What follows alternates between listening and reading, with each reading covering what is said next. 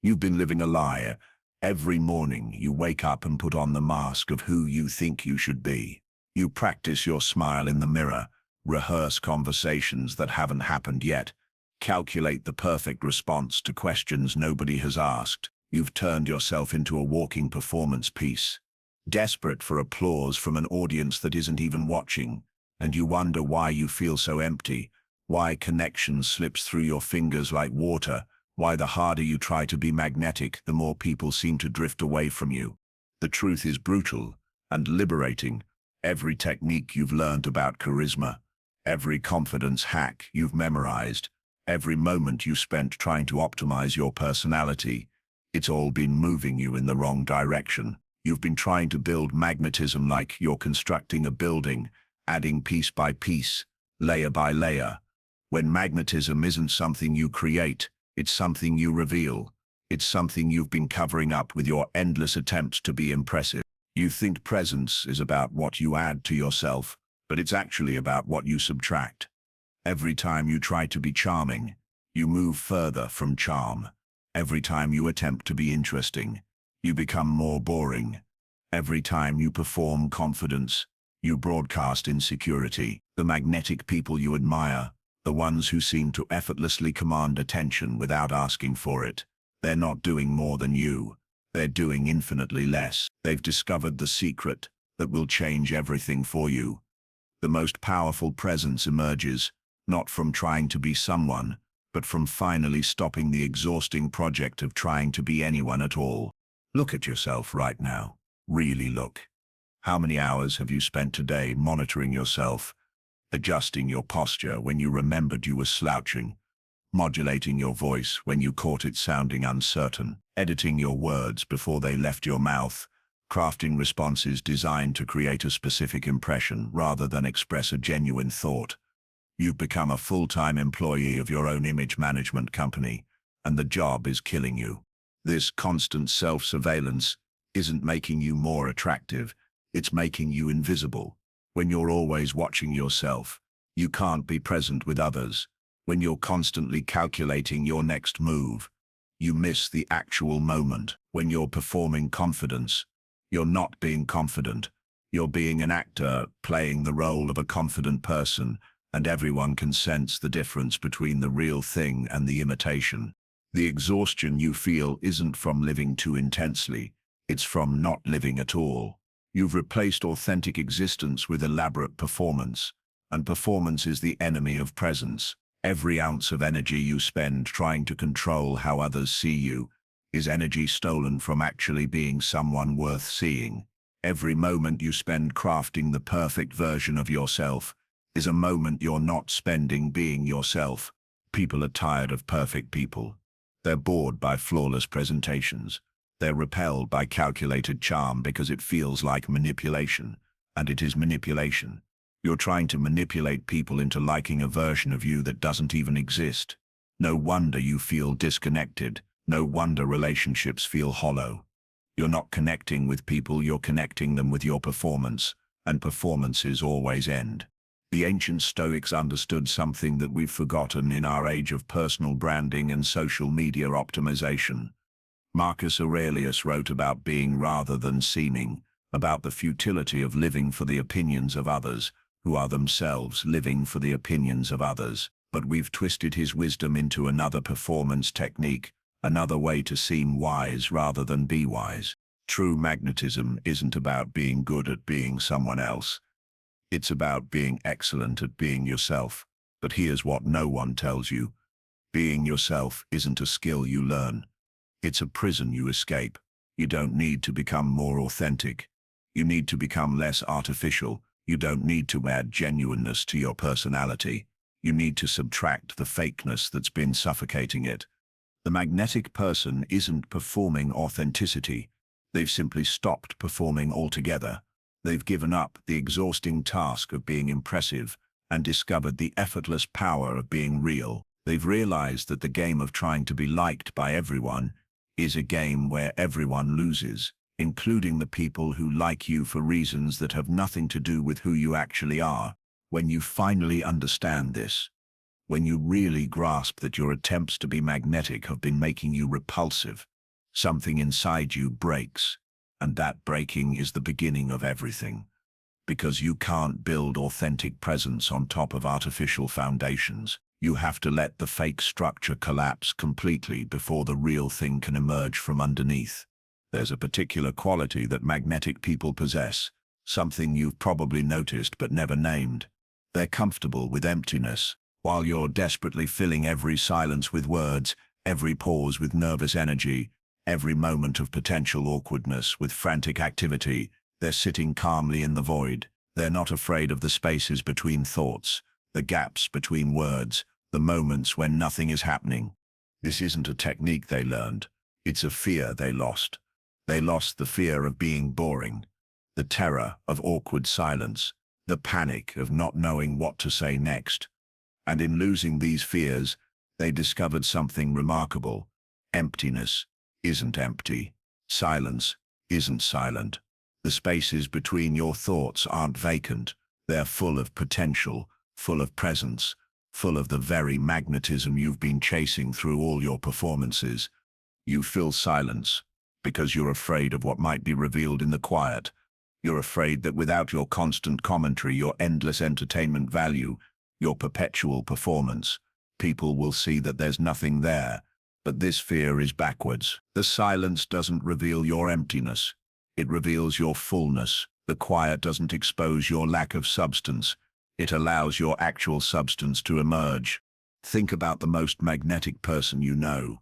Notice how they pause before speaking. Notice how they let conversations breathe. Notice how they don't rush to fill every gap with noise. They've learned to trust the space between things, to let moments unfold without forcing them into predetermined shapes. They've discovered that presence isn't about occupying every second with content. It's about being so comfortable with yourself that you don't need content to feel secure. This comfort with emptiness extends beyond conversation. They're comfortable with not knowing what's going to happen next.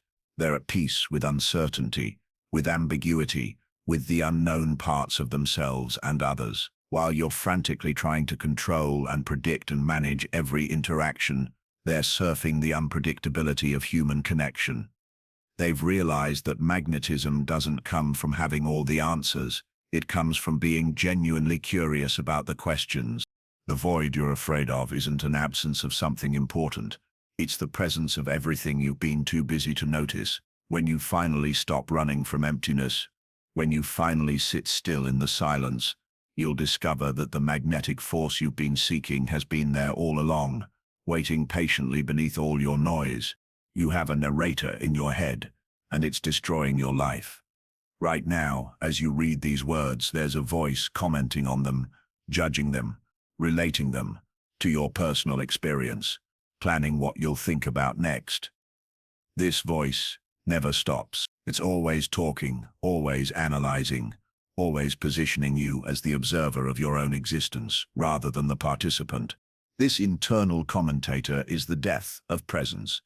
You can't be fully here when part of you is always somewhere else, narrating what's happening here. You can't be magnetically present when you're simultaneously watching yourself be present, grading your performance, noting how well you're doing at being present. The very act of self-observation creates a split, a fracture between who you are and who you think you are.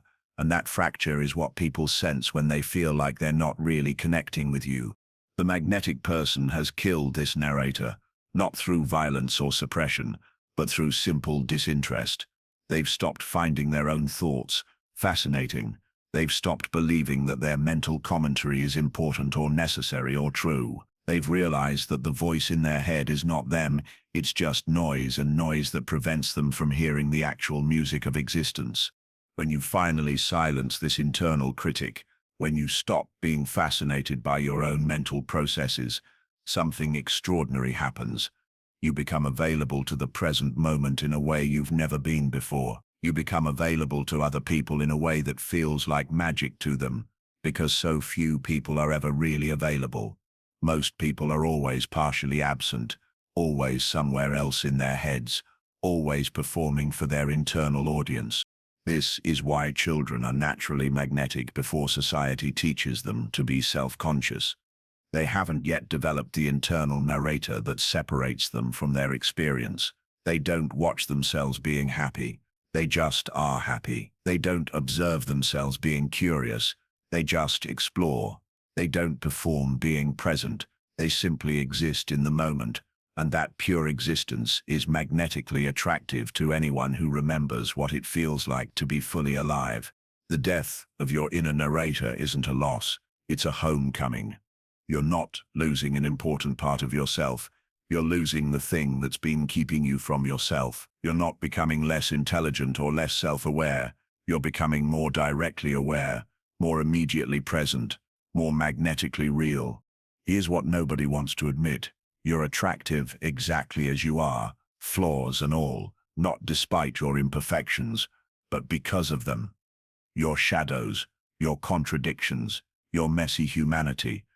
These aren't bugs in your system that need to be fixed. They're features that create the complex, interesting, relatable presence that draws others to you. But you've been taught to hide them, to present only your polished surfaces, to show only your acceptable parts. This selective self-presentation is what makes you feel fake, because it is fake. You're not a curated Instagram feed. You're a complete human being with light and dark, strength and weakness, wisdom and confusion all mixed together in a way that's uniquely yours. When you try to edit out the uncomfortable parts, you don't become more attractive, you become more boring. You become predictable, sanitized, safe in a way that's deeply unattractive. People don't connect with your strengths. They connect with your humanity. They don't fall in love with your successes. They fall in love with how you handle your failures. They're not drawn to your perfection.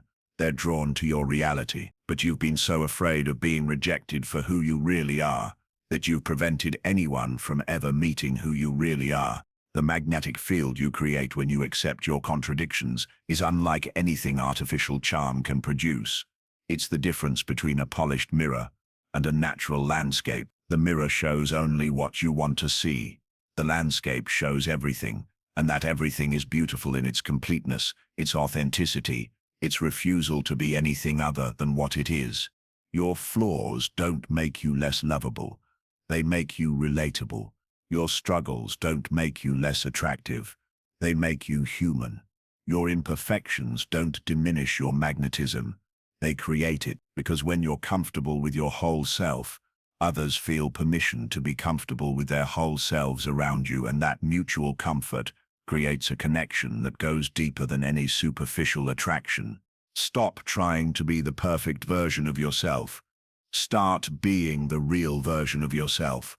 The perfect version is a fantasy that no one can actually connect with. The real version is a living, breathing, complex human being that others can fall in love with, argue with, grow with, and be genuinely attracted to.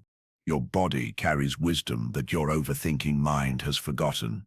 When you're genuinely present, when you're not performing or calculating or managing impressions, your nervous system settles into a different frequency. Your breathing naturally deepens. Your movements become more deliberate, less reactive. Your voice carries a different quality, not the manufactured confidence you practice, but the authentic groundedness of someone who isn't trying to prove anything. This physiological shift creates what you might call an energetic signature. It's not mystical or supernatural. It's the basic biology of a nervous system that's not in a state of chronic performance anxiety. When you stop trying to manage how others perceive you, your body stops broadcasting the frequency of desperation, of neediness, of someone who requires external validation to feel okay about themselves. People feel this shift before they understand it intellectually. They sense that you're not performing for them, not trying to extract anything from them, not using them as mirrors to reflect back an image of yourself that you need to feel complete. This creates a rare experience for them. They can relax around you. They don't have to manage your emotions or feed your ego or participate in your performance. They can just be themselves. The magnetic field this creates is subtle but powerful. You become safe to be around because you're not energetically demanding anything from anyone.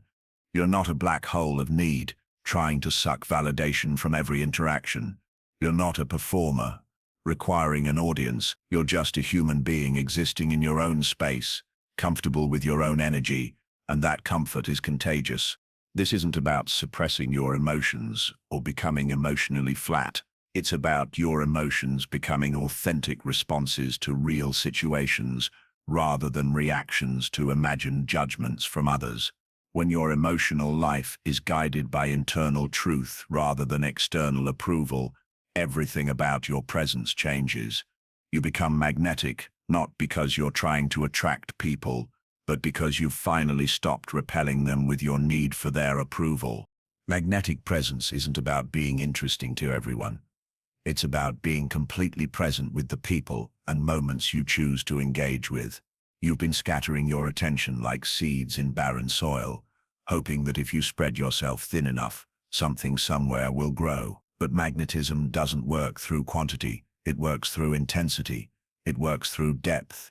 It works through the focused application of your complete attention to what actually matters to you. When you try to be appealing to everyone, you become appealing to no one. When you try to be interesting to every person,